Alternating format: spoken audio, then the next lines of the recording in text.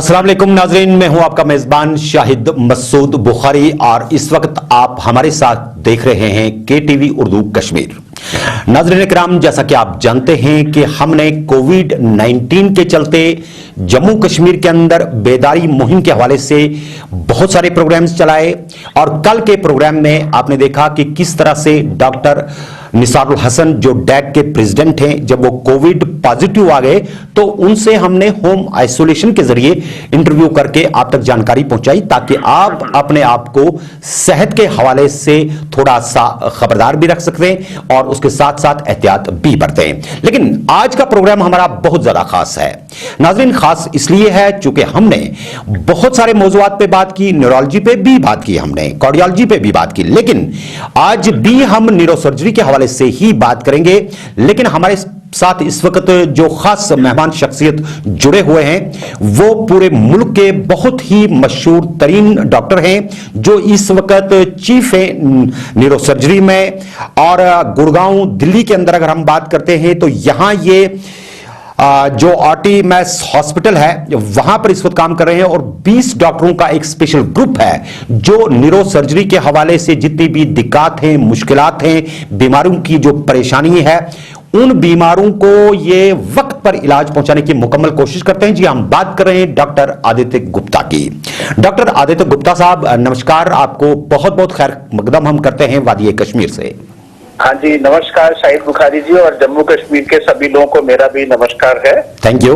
सबसे कि सब लोग अपनी अच्छी सेहत में हैं और सब लोग के जो परिवार वाले हैं, फैमिली वाले हैं, वो भी सब सेफ हैं और हेल्दी हैं। जी जी जी डॉक्टर साहब, चूंकि आज हमने आपको इसलिए थोड़ी सी दिक्कत दी और कोशिश करी कि आपके बहुत कीमती वक्त में से कुछ वक्त हम चुराएं अपने वादी के उन पेशेंट्स के लिए जो न्यूरो पेशेंट्स हैं, यानी कि जिनके सर की प्रॉब्लम होती है, जिनके सर के अंदर कई तकलीफें होती हैं और ऐसी भी कुछ तकालीफ हैं जिन तकालीफ को लेकर के एक आम आदमी घर के अंदर बहुत परेशान होता है, सोचता है कि अस्पताल जाऊं, लेकिन अस्पताल वादी के जितने भी हैं वैली के सब बड़े अस्पताल जो हैं कोविड हॉस्पिटल्स बना दिए गए हैं। ठीक है, अब कुछ सेंटर्स को बाहर निकाला है, लेकिन परेशानियां हैं कि बढ़ती ही जा रही हैं, दर्द है कि राहत नहीं मिलती। कि कौन से ऐसे पेशेंट्स हैं डॉक्टर साहब जो न्यूरो के हवाले से, जब आप बात करेंगे न्यूरो सर्जरी के हवाले से बात करेंगे, जिनको इमीडिएटली आप ये हिदायत देंगे कि उन्हें किसी माहिर डॉक्टर से या बड़े अस्पताल में आकर के फौरी तौर पे राब्ता कायम करना चाहिए? हाँ जी शाहिद साहब, ये बहुत ही आपने अहम सवाल पूछा है जी। तो देखिए, इसमें दो तीन चीजें हैं। कुछ पेशेंट हैं जिनको तकलीफें कुछ महीने कुछ साल से चलती जा रही हैं। जी जी। जैसे किसी को हेडेक की प्रॉब्लम है, माइग्रेन की प्रॉब्लम है, हल्का सा डिप्रेशन है, घबराहट की प्रॉब्लम है जी। तो ये जो प्रॉब्लम है जिनका हमें मालूम है कि इसमें इमीडिएट कोई जान का खतरा नहीं है, ऐसे पेशेंट्स को अपने डॉक्टर साहब से जिनसे इनका इलाज चल रहा था उनसे रेगुलर बेसिस पे उनकी चाहे तो क्लिनिक में जाके मिल सकते हैं, चाहे तो उनसे टेलीफोन पे कंसल्टेशन कर सकते हैं। आजकल वीडियो कंसल्टेशन का भी काफी दौर है जी। तो उनको एक किसी हॉस्पिटल में जाके अपने आप को किसी कोविड पेशेंट से एक्सपोजर का रिस्क लेने की जरूरत नहीं है जी। अच्छा, दूसरा जो बात है कि जो पेशेंट है जिसको अभी तक कोई तकलीफ नहीं थी, but first time for example बहुत ही अचानक और बहुत ही जोर का सिर में दर्द होता है जी जी, या कोई पेशेंट है जिनको फर्स्ट टाइम मिर्गी का दौरा पड़ा है, हाँ, या कोई पेशेंट है जिनको एक हाथ पांव में कमजोरी बन गई है और वो एक ऐसा सिम्टम है जो हर दिन या हर हफ्ते देख रहे हैं कि थोड़ा थोड़ा करके बढ़ रहा है जी जी। तो इस तरह के जो सिम्टम के पेशेंट हैं उनको अपने घर के पास में जो भी neuro physician, neuro surgeon available हैं जी जी, उनसे सलाह जरूर लेनी चाहिए। कई न्यूरो फिजिशियन, न्यूरो सर्जन हैं जिनकी अपनी क्लिनिक है, तो उनके पास क्लिनिक में जा सकते हैं आप, आपको हॉस्पिटल में जाने की जरूरत नहीं है जहां पे बहुत भीड़ मिलेगी आपको। Right boss. तो ऐसे पेशेंट्स को अपनी सिम्टम को अभी नजरअंदाज नहीं करना चाहिए, क्योंकि ये जो कोविड की दिक्कत है हमें मालूम नहीं कि 2 हफ्ते में कम होने वाली है, 2 महीने में कम होने वाली है, 6 महीने में कम होने वाली है, ये अभी भी इसका हमें कोई आइडिया नहीं है। सही फरमाया आपने। तो हम नहीं चाहेंगे कि कोई पेशेंट ऐसा हो जो कि एक एक दो हफ्ते करके अपनी प्रॉब्लम को पोस्टपोन करता जाए और उनको कोई भारी नुकसान हो जाए। जी डॉक्टर साहब। अच्छा, कुछ ऐसी दिक्कतें और तकलीफें हैं जी, इसमें कि इमीडिएटली हॉस्पिटल में ही जाना चाहिए। जी जी, क्योंकि हॉस्पिटल में ही वो फैसिलिटीज होती हैं डायग्नोसिस की, जो कि एक डॉक्टर क्लिनिक में वो मैनेज नहीं कर सकता है। राइट। जैसे किसी को अचानक बेहोशी हो जाए, किसी को अचानक मिर्गी का दौरा फर्स्ट टाइम पड़ जाए, जी जी, या किसी को लकवा हो जाए, एक हाथ एक पांव काम करना बंद कर दे, या मुंह टेढ़ा हो जाए, जी जी, या कोई पाए कि भी सुबह उठे हैं तब से बोला नहीं जा रहा है, बिल्कुल बोल नहीं पा रहे हैं, जी, है ना? जी जी, तो इस तरह के जो सीरियस सिम्टम हैं जो एकदम से आ रहे हैं, इसके साथ पेशेंट को हॉस्पिटल में ही जाना चाहिए, क्योंकि ना जाने का खतरा कोविड से इन्फेक्ट होने के खतरे से कहीं ज्यादा है। जी जी जी जी जी जी जी जी।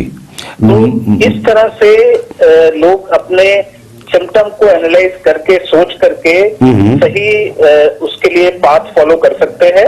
और आजकल अच्छी बात यह है कि टेक्नोलॉजी इतनी अवेलेबल है कि वीडियो कंसल्टेशन से भी आप अच्छे स्पेशलिस्ट से राय ले सकते हैं। जी जी, जो लोग दूर दराज के इलाके में हैं, एकदम से कहीं नहीं जा सकते, जी, तो वो आसपास के हॉस्पिटल में जा सकते हैं और साथ में वीडियो कंसल्टेशन से एक स्पेशलिस्ट से भी राय ले सकते हैं। जी डॉक्टर साहब, कल जब हमने डॉक्टर निसारुल हसन का इंटरव्यू किया था, जो खुद कोविड पॉजिटिव आ गए, बदकिस्मती से यहाँ पर head of the department medicine में हैं एसएमएस हॉस्पिटल में, लेकिन बदकिस्मती ये हुई कि उन्होंने कुछ इस तरह की बातें बोली जो बातें बिल्कुल हैरान कुन थी, जिसके लिए आज हमें आप जैसे माहिर तरीन डॉक्टर से मशवरा लेना पड़ा। उनका कहना था कि अब जो कोविड के पेशेंट्स आ रहे हैं उनमें कुछ पेशेंट ऐसे भी हैं जिनको अगर ब्रेन हेमरेज हुआ है या इस तरह का कोई लकवा हो गया है, लेकिन जब हम उनका टेस्ट लेते हैं तो इत्तेफाक से वो पॉजिटिव होते हैं।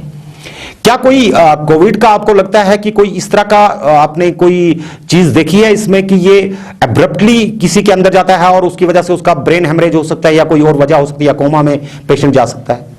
हाँ, देखिए, कोविड के कारण ब्रेन की कॉम्प्लिकेशंस अब सामने आ रही हैं जी, बट ये इतनी कॉमन नहीं है जी। फॉर एग्जांपल अगर हम बात करें 100 मरीजों को अगर कोविड की इन्फेक्शन होती है जी, तो हमें मालूम है कि उनमें से 80 या 90% तो हल्का फीवर होता है, हल्के सिम्टम होते हैं, तो वो घर में या क्वारंटाइन सेंटर में रह करके ही ठीक हो जाएंगे। जी जी जी। 100 में से 10 पेशेंट होते हैं जिनको हॉस्पिटल में इलाज की जरूरत होती है, राइट। और 100 में से 2 या 3 पेशेंट होते हैं जिनको आईसीयू के अंदर भर्ती करना पड़ता है। Right boss.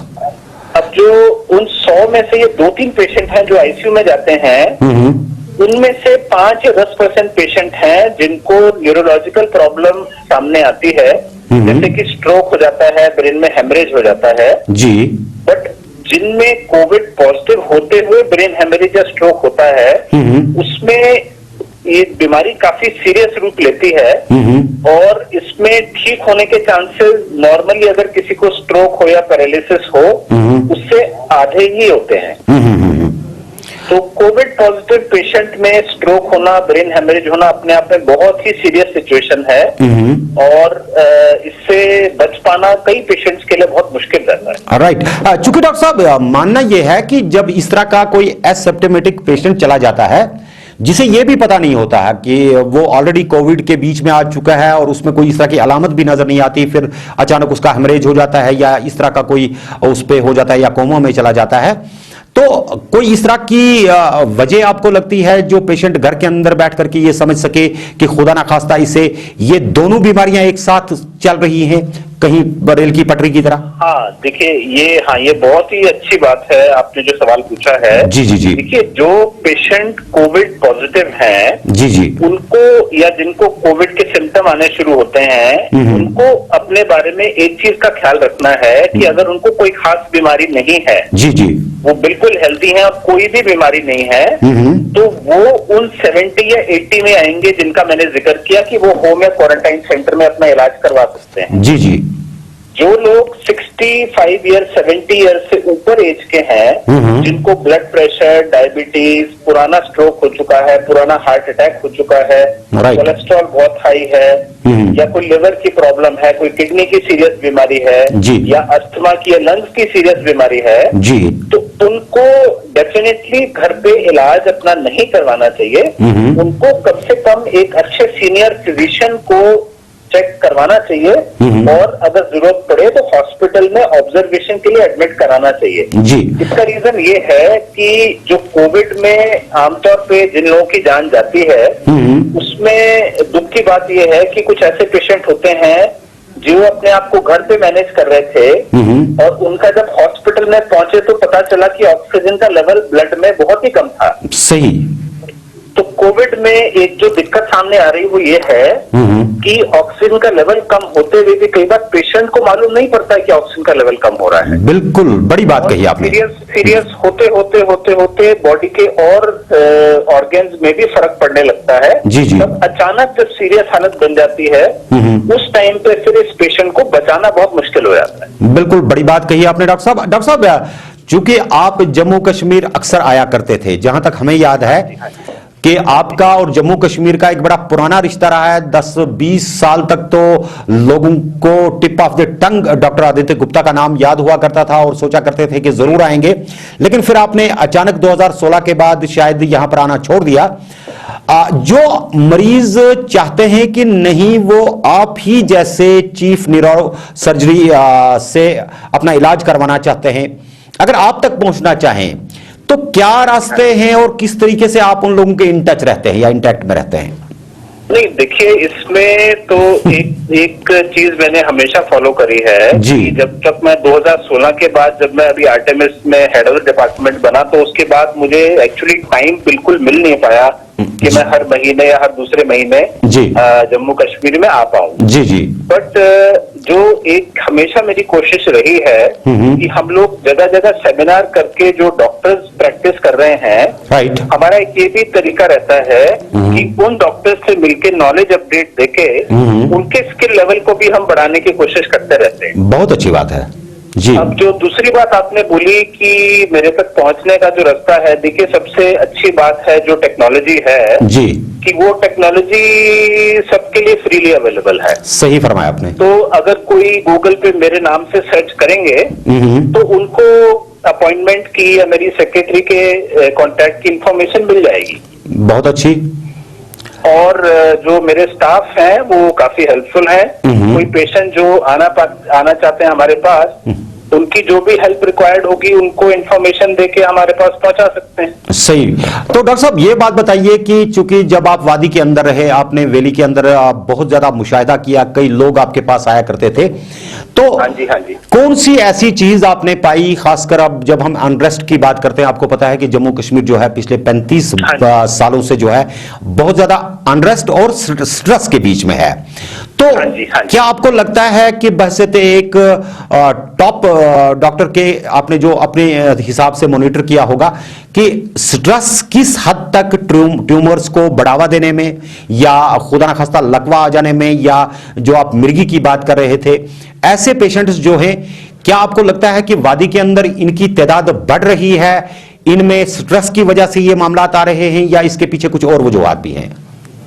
हाँ, देखिए ये हमने देखा है कि जिन एरियाज में स्ट्रेस का लेवल हाई रहता है, राइट बॉस, वहां पे लगभग सारी बीमारियां बढ़ जाती हैं जी। स्ट्रेस, एक तो बात ये है कि स्ट्रेस बॉडी किसी की भी बीमारी, बॉडी में किसी भी ऑर्गन की बीमारी को स्ट्रेस ज्यादा खराब करता है। Right boss. दूसरी बात यह है कि जो पेशेंट बीमारी को भुगत रहा है, ऊपर से जो स्ट्रेस होता है वो पेशेंट के लिए एक तरह से दूसरी मार है। जी जी जी। तो मार उसने बीमारी ने दी पेशेंट को, जी जी, दूसरी मार उसको मिली स्ट्रेस से। बिल्कुल सही, ठीक है। तीसरी बात यह है कि जब भी हम किसी बीमारी का इलाज करते हैं, जी जी, तो देखिए दवाई के साथ अल्टीमेटली बीमारी को तो बॉडी ही अंदर से दूर करती है। सही बात है, क्योंकि आपका इम्यून पावर तभी बढ़ सकता है जब आप अंदर से खुद स्ट्रांग हो। हाँ जी, अंदर से अगर बॉडी आपकी बीमारी से फाइट करेगी तभी दवाई उसके साथ मिलकर आपकी बीमारी को ठीक कर सकती है। सही का। स्ट्रेस जो है बॉडी की इम्यूनिटी और किसी भी बीमारी से लड़ने की ताकत को खत्म कर देती है। जी।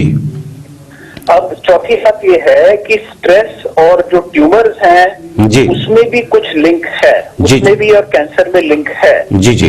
एक ऐसा लिंक भी मिला है कि कैंसर होते हुए जो पेशेंट स्ट्रेस से बिल्कुल दूर रहते हैं और फिजिकली एक्टिव रहते हैं, मेंटली पॉजिटिव रहते हैं, जी जी, तो खराब से खराब ट्यूमर या कैंसर के पेशेंट को भी फायदा काफी मिलता है। यानी कि उनकी रिकवरी रेट ज्यादा रहती है दीगर लोगों से।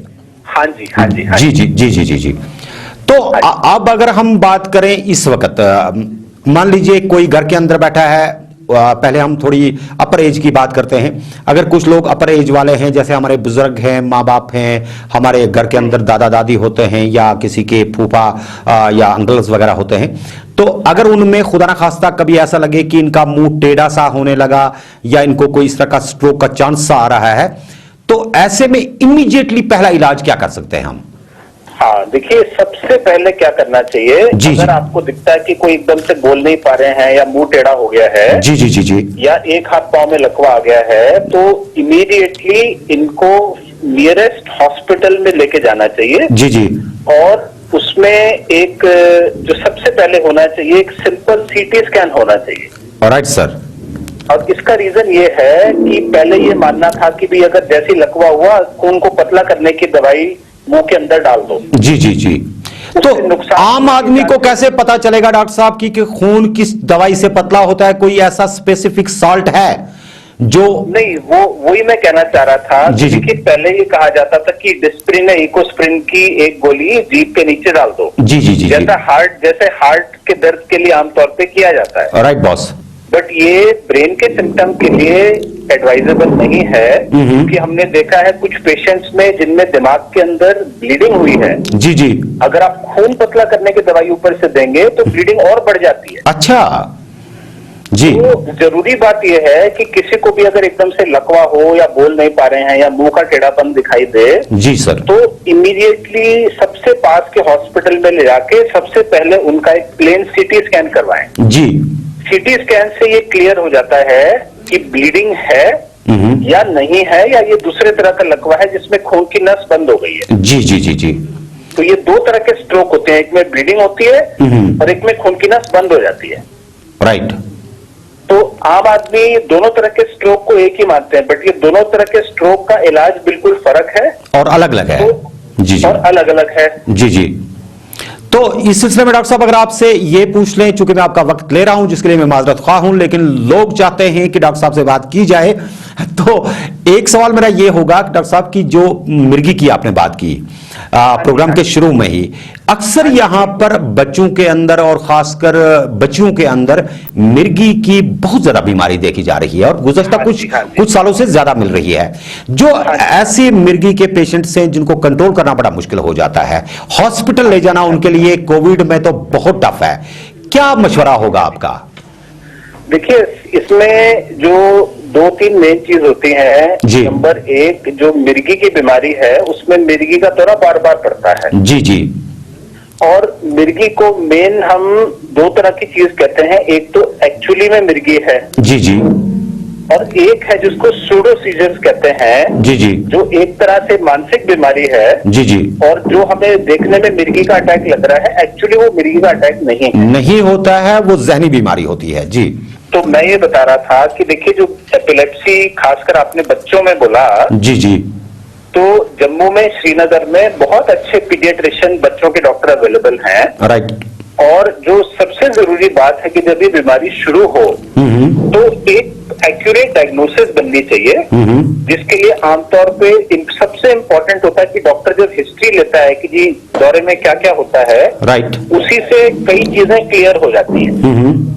उसके बाद एक सिंपल सा टेस्ट होता है ईईजी, जैसे हार्ट में वो तार लगा के ईसीजी करते हैं, वैसे ब्रेन के लिए ईईजी होता है। बिल्कुल, वो लीड्स होती हैं, EEG, all leads. Right sir. हाँ जी, हाँ जी।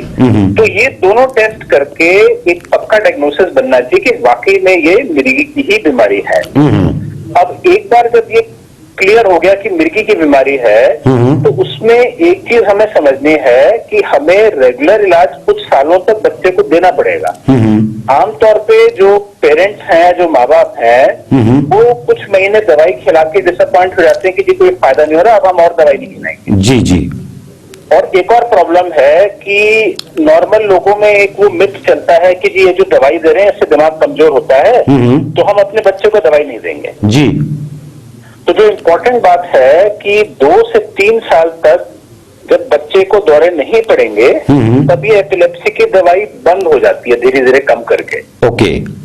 बट हम क्या प्रॉब्लम देखते हैं कि पेरेंट्स उतने टाइम तक रेगुलर दवाई देते ही नहीं है। जी जी जी जी। उनके मन में धारणा है कि जी 2-3 महीने में फायदा नहीं हो, हम तो अब दवाई बंद कर रहे हैं। सही।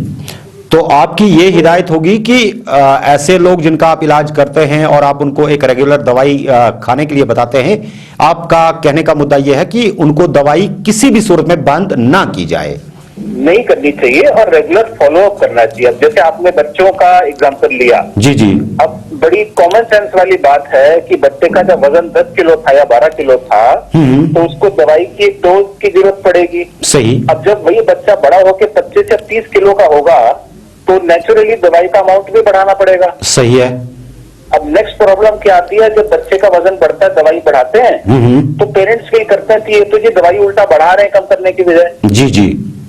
तो इस तरह के जो मिथ है, जो कि अंडरस्टैंडिंग के गैप की वजह से पेरेंट्स नहीं समझ पाते हैं, जी जी, ये एपिलेप्सी के बच्चों के इलाज में कई प्रॉब्लम क्रिएट करती हैं। Right boss. तो एक और चीज मैं यहाँ बताना चाहूंगा, जी जी, कि 90% एपिलेप्सी का तो हम इलाज दवाई से कर सकते हैं, बट जो 10% एपिलेप्सी होती है जो सबसे खराब होती है, उसमें 2-3 दवाई देने के बाद भी एपिलेप्सी कंट्रोल में नहीं आती है। उसके लिए खास टेस्ट होता है, खास तरह का एमआरआई होता है जिसको हम कहते हैं एपिलेप्सी प्रोटोकॉल एमआरआई। अच्छा। और ईईजी से भी ऊपर एक टेस्ट होता है जिसको हम कहते हैं वीडियो ईईजी। अच्छा। तो उन 10% पेशेंट्स को जिनको 2-3 दवाई से भी फायदा नहीं मिल रहा, उनका हम ये 2 टेस्ट करके दिमाग में वो एरिया ढूंढ लेते हैं जहां से एपिलेप्सी बन रही है। बहुत खूब। और पिछले 20 सालों में मैंने 400 ऐसे पेशेंट्स का ऑपरेशन किया है, जी जी, जिनमें हमने सारे टेस्ट करके वो स्पॉट ढूंढा और वो स्पॉट निकालने के बाद एपिलेप्सी ठीक होगी। क्या बात है गो, इसका मतलब है कि ये क्योरेबल है। ये तो बहुत जरूरी है समझने के लिए। जी जी जी जी जी जी। हाँ जी।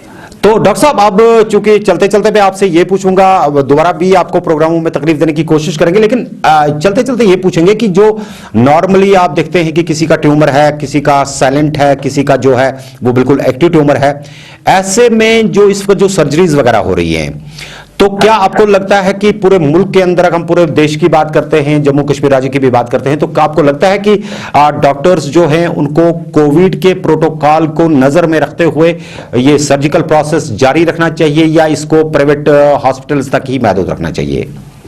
नहीं, देखिए, प्राइवेट और पब्लिक हॉस्पिटल में तो पॉलिसी का कोई डिफरेंस नहीं होना चाहिए। जी जी। दोनों हॉस्पिटल में इलाज सेम होना चाहिए, पॉलिसी सेम होनी चाहिए, क्योंकि साइंस तो सेम ही है। बिल्कुल सही है। भी सेम है, पेशेंट भी सेम है ना जी। अब इसमें हम जो कोविड का प्रोटोकॉल सारे हॉस्पिटल फॉलो करते हैं, वो ये है कि इस दौरान हम सिर्फ अर्जेंट और सेमी अर्जेंट ऑपरेशन नहीं कर रहे हैं। सही। जो ऐसा ऑपरेशन है जिसको 6 महीने बाद भी किया जा सकता है, 1 साल बाद भी किया जा सकता है, उसको तो इस टाइम में, कोविड के टाइम में नहीं करना चाहिए और पेशेंट को करवाना भी नहीं। जी डॉक्टर साहब, चूंकि अब चलते चलते मैं आपसे ये बात पूछना चाहूंगा कि जो लोग मतलब थोड़े से जिनके साइलेंट ट्यूमर्स हैं, या जिनको आपको लगता है कि इनको घर के अंदर बैठना चाहिए, या ऐसे बुजुर्ग जो बिल्कुल घर से आप बाहर नहीं निकल पा रहे हैं, या कुछ लोग ऐसे हैं जिनमें नए ट्यूमर्स डेवलप हो रहे हैं और एक साइड सर में दर्द रहता है, सुबह उठते हैं आंखें भारी होती हैं, सर अक्सर पैरास्टामॉल ले लेते हैं, बाकी चीजें ले लेते हैं, तो कोविड-19 की इस सूरत हाल के बीच में आम आदमी के लिए आपकी ओवरऑल पूरे देश के लोगों के लिए क्या मैसेज होगी कि किस तरीके से हम आइडेंटिफाई कर पाएंगे कि इस बंदे में खुदा ना खास्ता कहीं पर कोई साइन है इसका, किसी ट्यूमर का या किसी ऐसे दर्द का जो सर से रिलेटेड है? आपकी बहसत एक माहिर, क्या कुछ सलाह होगी, क्या कुछ मशवरा होगा? हाँ जी, देखिए, लास्ट मैं ये कहना चाहूंगा कि जो ट्यूमर है उसकी फितरत है कि वो धीरे धीरे ग्रो करता है। जी। तो किसी पेशेंट को जिनको सिर में दर्द अभी रिसेंटली शुरू हुआ है और बढ़ता जा रहा है, या जिनको सिर के दर्द के साथ उल्टी हो रही है, नजर थोड़ी सी हल्की हल्की कम हो रही है जी, या एक हाथ एक पांव में कमजोरी आ रही है, या बोलने में दिक्कत हो रही है जी, या बैलेंस खराब हो रहा है जी जी, तो इस तरह के पेशेंट्स को लोकली जाके एक अपना एमआरआई और सीटी स्कैन अपने फिजिशियन के ओपिनियन के साथ जरूर करवाना चाहिए। और इस तरह के पेशेंट्स का हम अभी कोविड के चलते हुए भी बहुत सेफली ऑपरेशन करके इनको ट्रीट कर पा रहे हैं। Right boss. देखिए, जैसा मैंने बताया, हमें मालूम नहीं है दिक्कत कोविड की कब तक चलेगी। जी जी। तो हम नहीं चाहेंगे कि किसी पेशेंट का ऐसा नुकसान हो जाए जो कि बाद में हम सोचे कि अगर हम टाइम से ऑपरेशन करते तो उसको बचा सकते थे। बिल्कुल सही बात है। तो ट्यूमर वाले केसेस को हम अभी पोस्टपोन बिल्कुल नहीं कर रहे हैं। इनफैक्ट हमारे पास जम्मू कश्मीर के काफी पेशेंट आए हैं ट्यूमर के साथ। जी जी। और उनका हमने जो एडवांस्ड माइक्रो सर्जरी है उससे भी इलाज किया है। जी जी। और हमारे पास एक खास मशीन है जिसको हम साइबर नाइफ कहते हैं, जिससे हम बिना कट का और बिना दर्द का, बिना खतरे का हम 40 मिनट में ट्यूमर का इलाज कर देते हैं। वो इलाज भी किया है। आपको डॉक्टर साहब लगता है कि ये आम आदमी की रीच में है, ये जो अभी आपने कहा? बिना आम आदमी की रीच डिपेंड करता है, क्योंकि हमने हमारे हॉस्पिटल में इसकी कॉस्ट एक नॉर्मल ऑपरेशन जितनी रखी है। जी। कुछ हॉस्पिटल में ये क्योंकि बहुत एडवांस्ड और बहुत महंगी टेक्नोलॉजी है, जी जी, उसको नॉर्मल ऑपरेशन से 2 या 3 गुना के प्राइस पे रखा है। जी जी। Now at the same time जो चीज मैं कहना चाहूंगा वो ये है कि अगर भी मिडिल लेवल इनकम का भी आदमी है, जी जी, जिसकी मिडिल लेवल इनकम की भी जॉब है, आजकल हमारी कंट्री में बहुत अच्छा हेल्थ इंश्योरेंस अवेलेबल है। जी जी जी। सिर्फ 20 या 30 हजार रुपए आप साल के पे करके 10 या 15 लाख की पूरी फैमिली की आप इंश्योरेंस ले सकते हैं। सही फरमाया आपने। तो जब आप 10 या 15 लाख रुपए की वैल्यू की आप इंश्योरेंस अपनी फैमिली के लिए लेंगे, तो प्रैक्टिकली कोई भी ऐसा ट्रीटमेंट नहीं है जो आपके लिए कवर्ड नहीं है। बहुत बड़ी बात कही आपने, बिल्कुल सही है। तो डॉक्टर साहब यही उम्मीद करेंगे कि आपने जो आज मशवरे दिए उन पेशेंट्स के लिए जो घरों के अंदर सहम के बैठे हैं, उनको डरने की जरूरत नहीं है। हर तकलीफ का इलाज है, हर दर्द को समझने वाले लोग हैं। और खासकर जब आप दिल्ली के गुड़गांव जैसे इतने बड़े हॉस्पिटल से अपने कुछ मिनट अपनी जनता को दे सकते हैं, अपने लोगों को दे सकते हैं, तो जाहिर सी बात है दिल में एक धड़कन है जो धड़कती है लोगों के लिए। तो उम्मीद करते हैं डॉक्टर साहब की दोबारा भी जब आपसे कभी मुलाकात होगी तो किसी खास मौजू पे, खासकर ट्यूमर्स के हवाले से जो अलग अलग इसकी किस्में हैं उनके हवाले से बात करेंगे। डॉक्टर साहब अपनी वेबसाइट या कोई इस तरह की चीज आप अपने दर्शकों के लिए दे सकते हैं जिसके जरिए वो आपके साथ राब्ता कायम कर सकें अगर वक्त पर उन्हें किसी वक्त आपकी जरूरत पड़े? हाँ, देखिए, जैसा मैंने बताया, अगर वो गूगल पे सर्च करेंगे doctor Aditya Gupta neuro surgery, जी जी, तो मेरा हॉस्पिटल का एड्रेस, अवेलेबिलिटी, कॉन्टैक्ट इन्फॉर्मेशन सारा इनको मिल जाएगा। जी। हमारा जो हॉस्पिटल आर्टेमिस हॉस्पिटल है उसकी भी वेबसाइट है, वहां पे भी आप इनको सारी इन्फॉर्मेशन मिल जाएगी। जी जी। तो मुझे नहीं लगता कि किसी को भी हमारे तक पहुंचने में कोई दिक्कत आएगी। जी जी। और साथ में हम कई सारी वीडियो कंसल्टेशन और टेली कंसल्टेशन के साथ पेशेंट से लोकली भी जुड़े हुए हैं। बहुत अच्छे पेशेंट हमारे पास नहीं भी आ पाते हैं। जी। तो कोई व्हाट्सएप नंबर आपका ऐसा होगा जिसपे आप वीडियो कंसल्टेशन वगैरह देते होंगे, जिसमें कोई आपसे कंसल्टेशन लेना चाहता हो? हाँ जी, ये नंबर नोट कर सकते हैं। जी जी। 8800 404 999। इस पे व्हाट्सएप मैसेज के जरिए वो अपनी प्रॉब्लम आपके साथ डिस्कस कर सकते हैं। हाँ जी, व्हाट्सएप भेज सकते हैं, SMS भेज सकते हैं। तो मेरे जो 2 कोऑर्डिनेटर्स में से कोई भी हैं जो ये मैसेज पे रिप्लाई देंगे या इनके फोन का जवाब देंगे। जी जी। तो कोई भी रिपोर्ट हो तो हमें खुशी होगी इनकी पेशेंट्स की कोई मदद करने में। डॉक्टर साहब आज आपने वक्त अपना दिया, उसके साथ साथ जो आपने वीडियो के लिए या फिर व्हाट्सएप अपनी प्रॉब्लम करने के लिए या SMS करने के लिए जो बात कही, इसके लिए भी बहुत बहुत धन्यवाद आपका कि आपने अपना वक्त भी दिया और साथ साथ हमें जी हमारी खुशकिस्मती हम आप सबसे आज जुड़ पाए। बिल्कुल सही बात है। और देखिए ये भी इत्तेफाक होता है डॉक्टर साहब कि बहुत साल पहले शायद 2012 में हमारी मुलाकात हुई थी, तो आज तक आपका नंबर महफूज था, आज अपने लोगों के लिए काम आ गया और आपने भी कोई वक्त जाया नहीं किया और सच में वक्त दे दिया। इसी से आपकी सिंसियरिटी का पता चलता है। अल्लाह आपको भी सलामत रखे, आपकी फैमिली को भी सलामत रखे और उस कोविड-19 में पूरे मुल्क के साथ साथ जम्मू कश्मीर के लोगों की भी हिफाजत करिए। आपका बहुत बहुत शुक्रिया, धन्यवाद। मुझे बहुत खुशी हुई आप सब लोगों से मिलकर। बहुत बहुत शुक्रिया डॉक्टर साहब, दोबारा भी आपसे मिलेंगे। नाज़रीन बहुत बहुत शुक्रिया किया हमने डॉक्टर साहब का कि इन्होंने अपना वक्त दिया। उम्मीद करते हैं कि आइंदा भी हमारे साथ जुड़े रहेंगे। आप हमारे साथ देखते थे KTV उर्दू में खुसूसी हेल्थ डाइजेस्ट प्रोग्राम। अपना बहुत बहुत ख्याल रखिएगा। नाज़रीन, बहुत बहुत शुक्रिया हमें अभी तक देखने के लिए। उम्मीद करते हैं कि डॉक्टर आदित्य गुप्ता ने जो हिदायत दी आप इस पर अमल करेंगे और इसके साथ साथ अपनी सेहत का पूरा ख्याल रखेंगे, क्योंकि आपके सर के अंदर आपकी जिंदगी का हर राज, चाहे वो आंखों की रोशनी है, आपकी जबान है, आपकी दिल की धड़कनें, हर चीज जुड़ी हुई है। इस सिस्टम को पूरी तरह से हिफाजत में रखने के लिए डॉक्टर साहब ने जो बातें बताई उन पे आप अमल करेंगे। अल्लाह आपको सलामत रखे, अपनी हिफाजत में रखे, अपना बहुत बहुत ख्याल रखेगा। आज के शुमारे से दीजिए अपने मेजबान शाहिद मसूद बुखारी को पूरी टीम के साथ इजाजत। खुदा हाफिज।